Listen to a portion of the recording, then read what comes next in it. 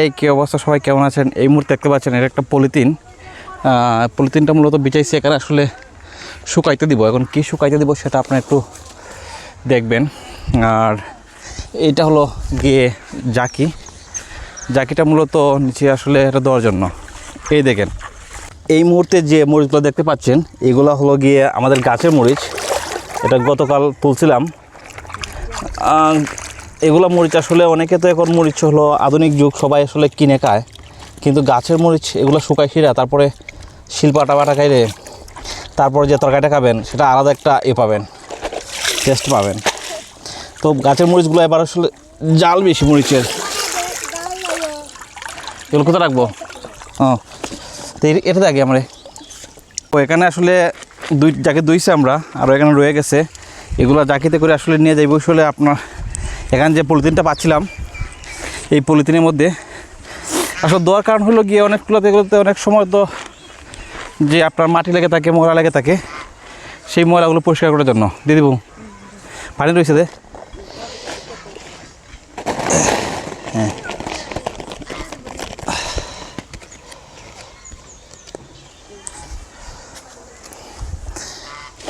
আরও শুকানো হয়েছে মরিচ, আরও গাছের মধ্যে অনেকগুলো মরিচ রয়েছে। তো আমাদের আসলে যেগুলো মরিচ আছে এই মরিচগুলো আসলে আমাদের সারা বছর হয়ে যায়।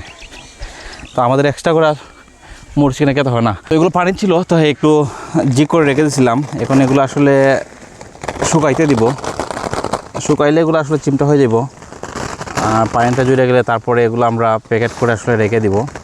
তারপরে যখন দরকার হয় বের করে করে আসলে মানে শিলাপাটা বেটে খাইব।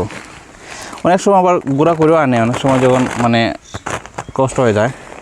কিন্তু অনেক সময় মানে বাড়িতে বসে আসলে এগুলা শিলাপাটা বেটে খাইলে অনেক স্বাদ বেশি আসলে। বা অনেক সময় মানুষের বর্তাকা শুটকি বর্তা মরিচ দিয়ে, তখন আসলে আলাদা একটা টেস্ট কাজ করে। তো মরিচগুলো এবার আসলে প্রচুর হয়েছে, কিন্তু কতগুলো শক্ত আছে, প্রচুর জাল বেশি এবার মরিচ। আরও দুটো রয়েছে, এটা করলে আসলে শেষ হয়ে যাব। আর তারপরে আবার একদিন আমরা তোলা লাগবে। সবগুলো তো একসাথে আসলে পাকে না, কোনটা কাঁচা থাকে কোনটা পাকে। তো যেগুলো আসলে পাকে এগুলো আসলে তুলে তারপরে এগুলো নাইরা দিই। আর এখন তো যেহেতু বৃষ্টি হয়েছে আরও কিছু ধরবে। আর এখন যে রোদ আছে এক রোদে আসলে কাজ হয়ে যাব। যে রোদে অবস্থা, মোটামুটি আজকের জন্য আমরা এখানেই কাজটা শেষ হয়ে যাব। এগুলা একেবারে হইল গিয়ে আপনার নাইরা দিলে একবার সন্ধ্যার সময় নিলে সুন্দর করে শুকিয়ে যাব। এগুলা যদিও এক রোদে হবে কিনা আমার সন্দেহ আছে।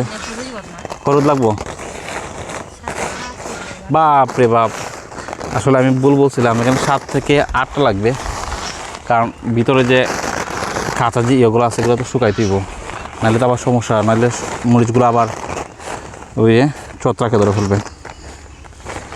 আসলে সব কিছু একটা প্রসেস আছে, কারণ প্রসেস অনুযায়ী না করলে আবার নষ্ট হয়ে যায়। দোয়ার নাড়া শেষ, এখন চলে যাচ্ছে আসলে বাড়ির পাশেই, বাড়ির পাশেই দিয়েছিলাম না এটা। আর আগে যেগুলো করছে আগেগুলো হলো এগুলো মনে হয় 3-4টা রোদ লাগছে। 3টা রোদ লাগার পরে আসলে মোটামুটি শুকাই যেতেছে। তো ধন্যবাদ সবাইকে, ভালো থাকবেন সবাই।